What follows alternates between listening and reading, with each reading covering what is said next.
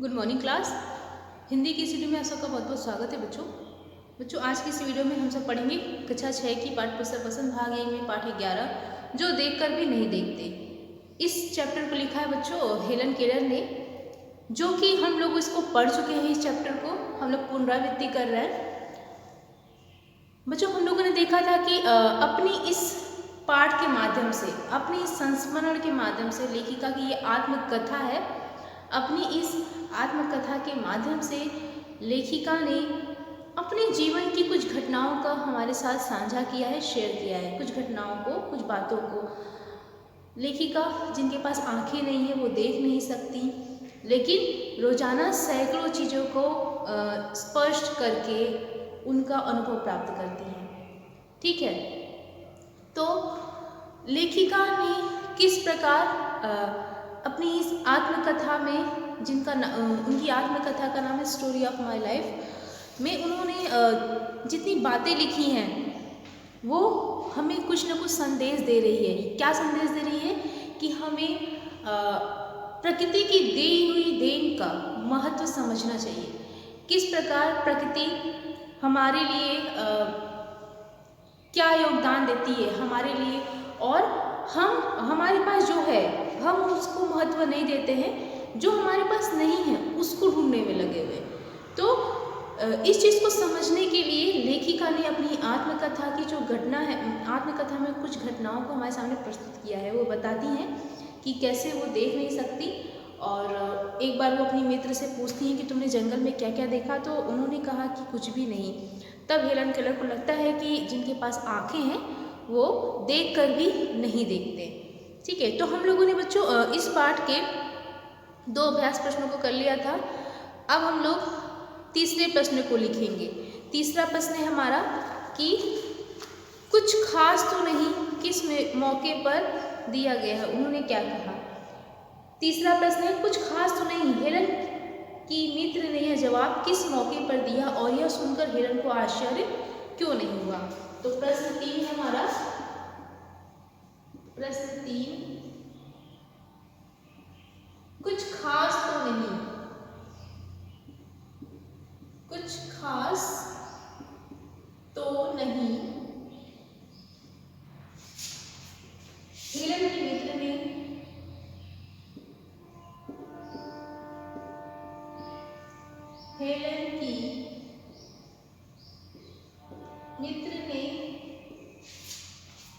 यह जवाब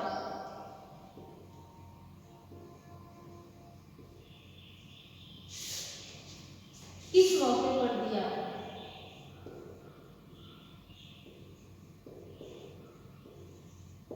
किस मौके पर दिया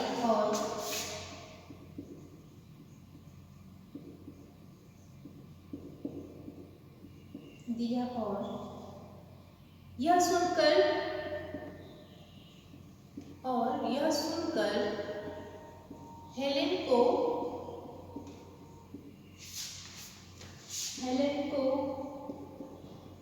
आश्चर्य क्यों नहीं हुआ? ठीक है, हेलन को आश्चर्य क्यों नहीं हुआ?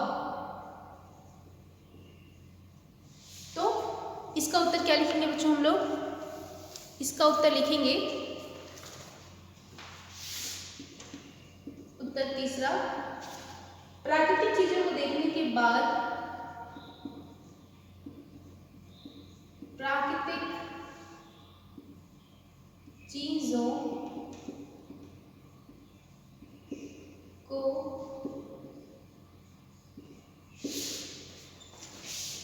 देखने के बाद भी जब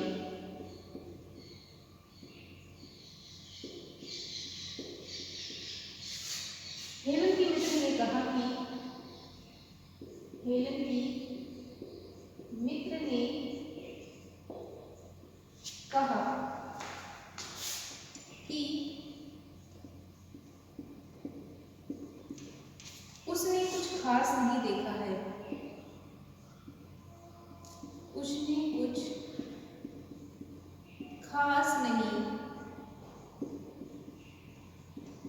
देखा है।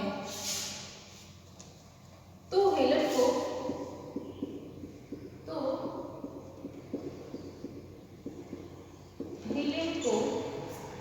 कुछ आश्चर्य नहीं हुआ, कुछ आश्चर्य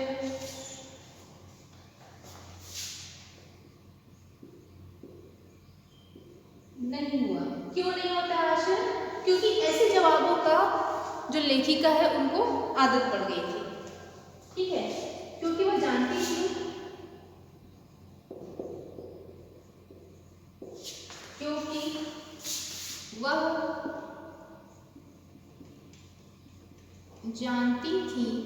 कि उसकी मित्र कुछ देखना ही नहीं चाहती, उसकी मित्र कुछ देखना ही नहीं चाहती, ठीक है, क्योंकि वो जानती थी कि उसकी मित्र कुछ वो उन चीजों को ढूंढ रही है, वह उन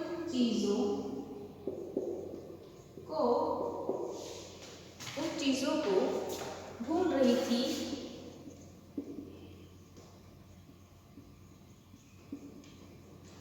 जो उसके पास नहीं है, जो उसके पास नहीं है। तो लेखिका की जो मित्र थी उन चीजों को ढूंढ रही थी जो उसके पास नहीं है, जबकि प्रकृति की दी हुई चीज को वो महत्व नहीं देती है, ठीक है। तो यही जवाब उन्होंने ऐसे मौके पे दिया, ठीक है। अगला प्रश्न है हमारा, हेलन केलर प्रकृति की किन चीजों को छूकर सुनकर पहचान लेती थी? पाठ के आधार पर इसका उत्तर दीजिए, ठीक है। तो प्रश्न क्या है? चौथा,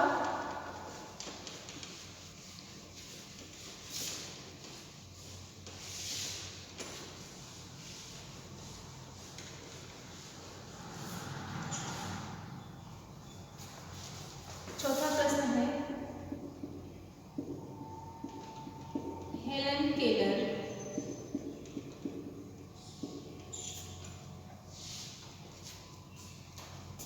प्रकृति की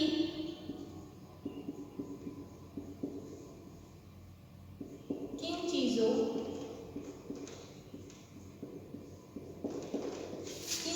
को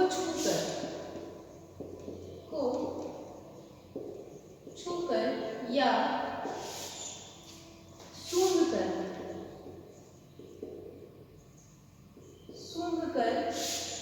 पहचान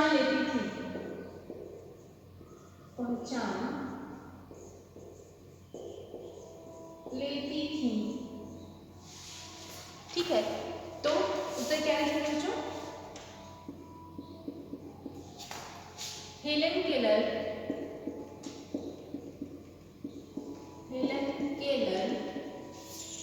प्रकृति की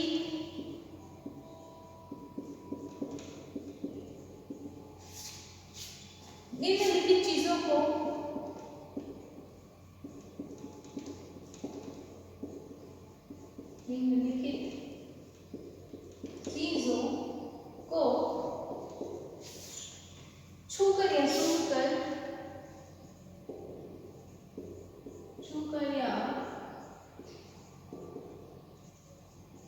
सूंघकर पहचान लेती थी, जैसे पहचान लेती थी, जैसे वो कौन सी चीज़ों को छूकर पहचान लेती थी बच्चों? जैसे मान लीजिए कि प्राकृतिक चीज़ों को छूती थी, जैसे झरने की कलकल आवाज़ कर रही थी, तो झरने की जो पानी बहती थी उसके बीच वो अपने फिंगर को लगाती थी, हाथ को लगाती थी और वो उसका स्पर्श करती थी, ठीक है। और पेड़ों की छाल, खुरदरी छाल को वो छूकर महसूस करती थी, ठीक है।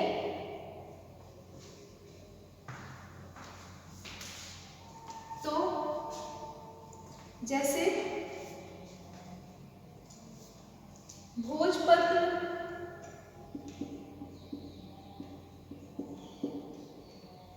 पेड़ की चिकनी छाल,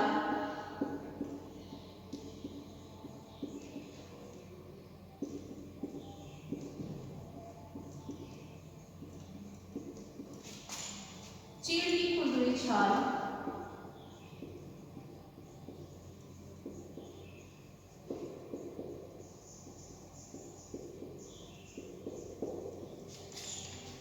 टहनियों में नई कलियां,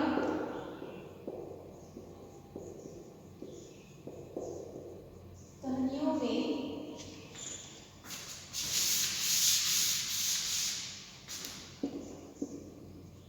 नई कलियां, ठीक है। टहनियों में नई कलियां, फूलों की पंखुड़ियों की बनावट आदि। फूलों की पंखुड़ियों की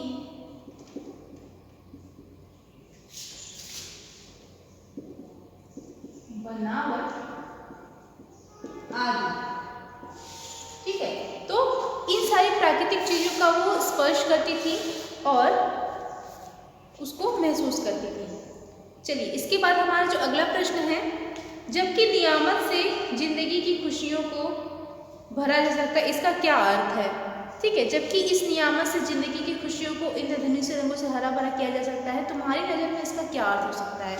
तो इस प्रश्न को हम ऐसे भी लिख सकते हैं, जबकि ये लाइन है, जबकि नियामत से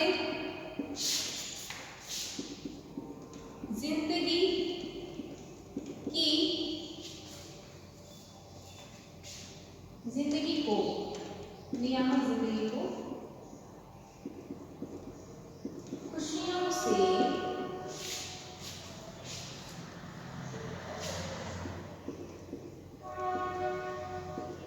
भरा जा सकता है,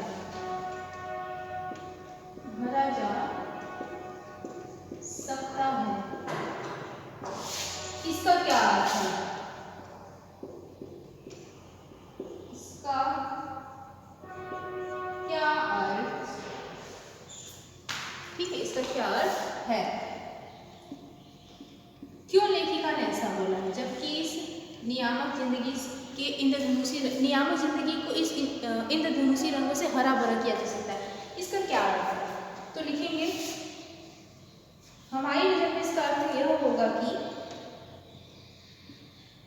हमारी नजर में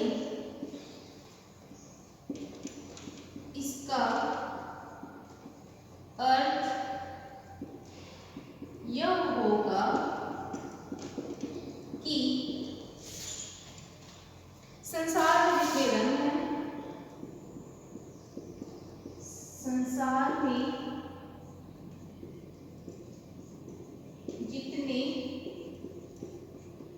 रंग हैं, प्रकृति में जितनी सुंदरता है, प्रकृति में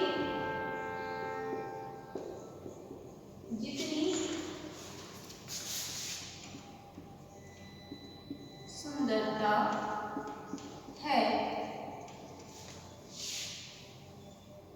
उससे हम आंखों से ही देख सकते हैं, उससे हम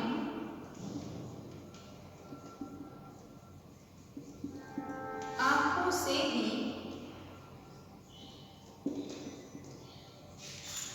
देख सकते हैं, ठीक है, उसे हम आंखों से ही देख सकते हैं, आंखों से ही प्राकृतिक सुंदरता का लाभ उठा सकते हैं, आंखों से ही प्राकृतिक सुंदरता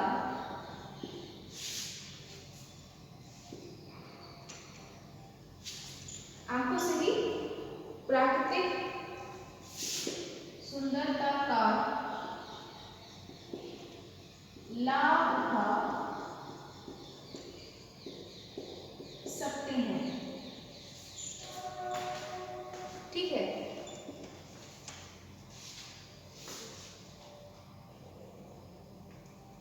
आंखों से संसार की खूबसूरती को देखकर, आंखों से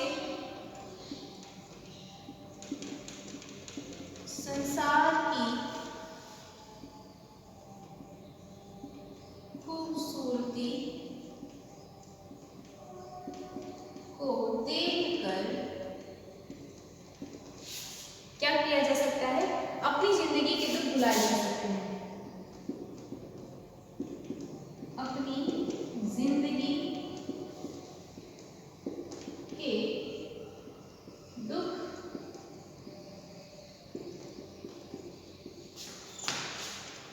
भुलाए जा सकते हैं।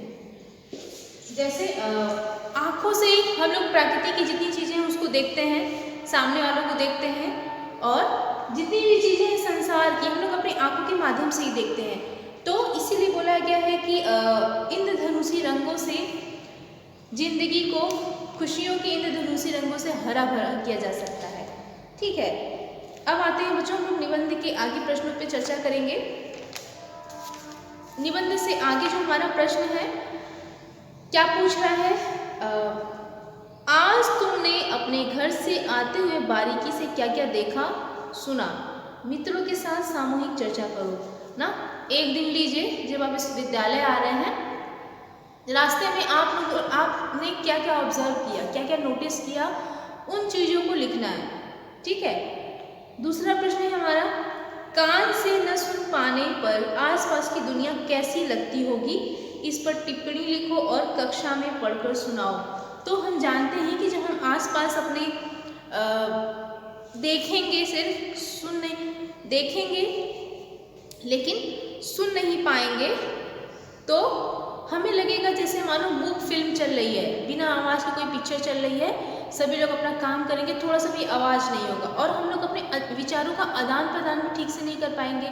सिर्फ संकेत कर पाएंगे, बुलाना होगा तो ऐसे बुलाएंगे, जाना होगा तो ऐसे जाएंगे, आँख दिखाएंगे, लेकिन बोल नहीं पाएंगे। तो यानी हमारे जो विचार होंगे उसका आदान प्रदान भी ठीक से नहीं होगा। ठीक है, तो इन सारे प्रश्नों को आप अपने शब्दों में लिखेंगे, अपनी खुद से लिखेंगे। ठीक है, इसके बाद कान से न सुन पाने के कारण आसपास की दुनिया कैसी लगती है, मैं इसमें लिखा देती हूँ 2 लाइन कि कान से जब हम लोग सुन नहीं पाते हैं तो आसपास की दुनिया हमें कैसी दिखती होगी। ठीक है, इस प्रश्न का उत्तर लिखिए।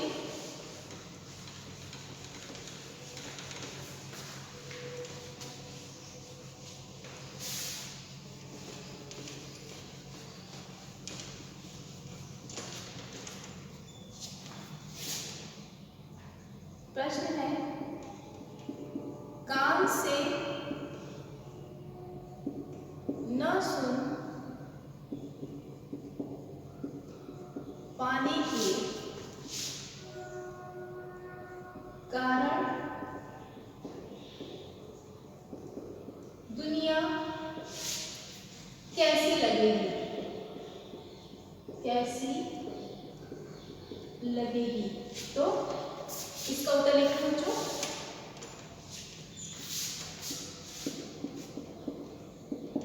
कान से न सुन पाने के कारण दुनिया बड़ी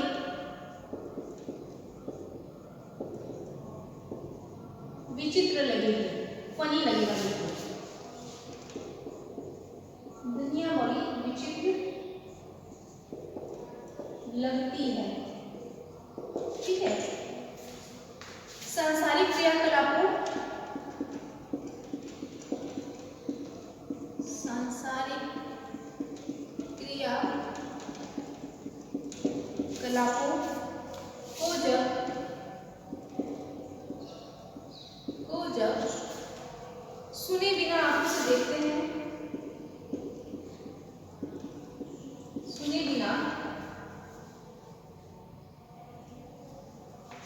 आंखों से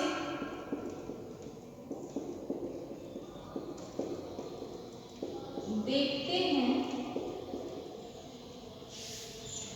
तो ऐसा लगता है, तो ऐसा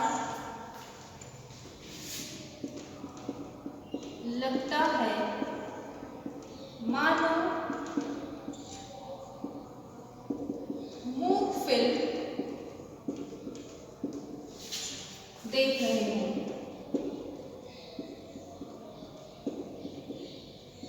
ठीक है, मूक फिल्म आप जानते हैं, बिना आवाज की फिल्म।